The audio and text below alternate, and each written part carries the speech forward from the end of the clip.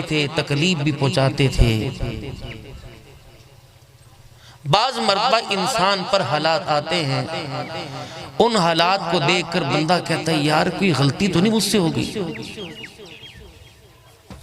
یا اپنے حالات کو تنگ دیکھ کر کہتا ہے یار کسی چیز کی مجھے سزا تو نہیں مل رہی،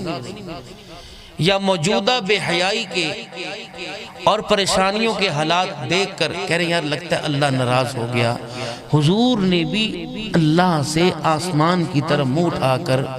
طائف کی گلیوں میں جو مار پڑی تھی، مار کھا کر آسمان کی طرف دیکھا اور کہا اللہ آپ میرے سے کہیں ناراض تو نہیں ہو گئے؟ اتنی مار، اتنی مار، اتنی پریشانی، گھر سے بے گھر ہونا، حرم کعبہ میں صحن میں نماز پڑھنے سے منع کرنا، داخلہ پانی بند کر دینا، شیب ابی طالب کی گھاٹی میں بالکل ہر قسم کے تعلق کو ختم کرنا، پھر طائف کی گلیوں میں جانا، پھر واپس پلٹ کر مکے میں آنا، چاہے بھی تو آنے نہ دینا، کتنے حالات۔ تو انسان کے ساتھ اللہ نے دکھ کو بھی جوڑا ہے، اللہ نے سکھ کو بھی جوڑا ہے، دکھوں کا مداوع بھی اور سکھ کا شکرانہ بھی۔ اللہ نے قرآن میں فرمایا لَإِن شَكَرْتُمْ لَأَزِيدَنَّكُمْ، جتنا شکر کرو گے بڑھاتا رہا۔ اور ایک جگہ اللہ فرما رہے وَبَشِّرِ الصَّابِرِينَ، خوشخبری دو صبر کرنے والوں۔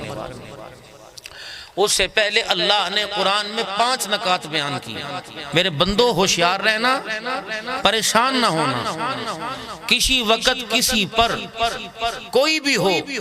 یہ حالات آ سکتے ہیں۔ دوسرا پارہ وَلَنَبْلُوَنَّكُمْ بِشَيْءٍ مِّنَ الْخَوْفِ وَالْجُوعِ وَنَقْصٍ مِّنَ الْأَمْوَالِ وَالْأَنفُسِ وَالثَّمَرَاتِ۔ اب جو آپ نے یہ سبحان اللہ کی کیوں کی؟ قرآن سن کے کی۔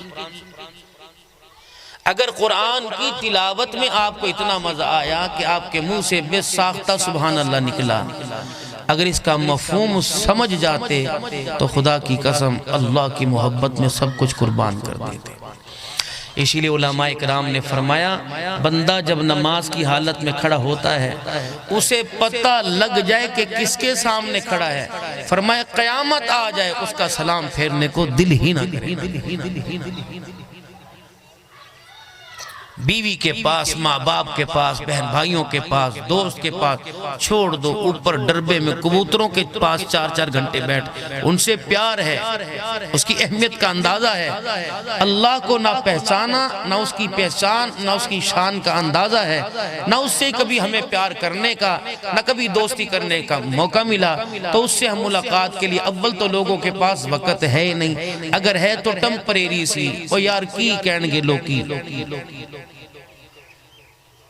بعض تو شادی کے اندر جو پیسے آئے ہوتے ہیں اس کا پلٹاوا کرنے چلے جاتے ہیں، اس کے علاوہ کوئی نہیں۔ لیکن کتنی بدنصیبی کی بات ہے، اللہ نے جو بندے کو نعمتیں دی ہیں اس نعمت کے شکر پر وہ اللہ کے گھر میں 8 دن تک ان نعمتوں کا پلٹاوا ہی نہیں کرنے آتا۔ برادری برادری ہو، رشتہ دار رشتہ دار ہو، خاندان خاندان ہو، آنے جانے سے تعلق بڑھتا ہے۔ آپ اسے اپنی شادیوں میں بلائیں، عقیقے میں بلائیں، اپنے بچوں کی پیدائش کے موقع پہ خوشی پہ بلائیں، منگنی پہ بلائیں، نکاح پہ بلائیں، پروگرام پہ بلائیں، آپ اسے بلائیں، وہ آپ کو اپنے پروگرام پہ بلائے، آپ نہ جائیں اور اس سے امید رکھے وہ ہر پروگرام پہ آئے اور آ کر شکریہ بھی ادا کر کے جائے اور آ کر کھا کر کچھ دے کے بھی جائے، اور ہمارا اس سے کسی قسم کا غمی میں، پریشانی میں، خوشی میں، موتمیت میں ہمارا اس سے واسطہ کو نہ ہو۔ پھر ایمانداری سے بتاؤ تعلق بڑھیں گے کہ تعلق گھٹیں گے؟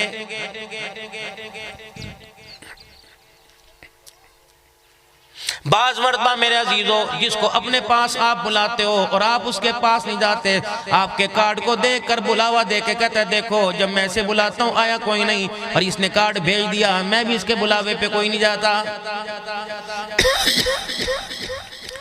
روزانہ 5 مرتبہ اللہ جل شانہ آپ کو مجھے بلاتا ہے، ہفتے میں 40 مرتبہ ہو گیا، 8 5 40 سال میں کتنی مرتبہ ہو گیا، مہینے میں کتنی مرتبہ ہو گیا۔ فرمایا بندے سوچ سمجھ کے بیمار ہونا، سوچ سمجھ کے مقروض ہونا، سوچ سمجھ کے پریشان ہونا، سوچ سمجھ کے ہاتھ پیر کی ہڈی توڑوانا، اللہ اکبر میں پورا سال تجھے بلاتا رہا، تو میرے بلاوے پہ نہیں آیا، جب تو پریشانیوں میں مجھے بلاوے گا میں بھی تیرے بلاوے پہ کوئی نہیں آؤں گا۔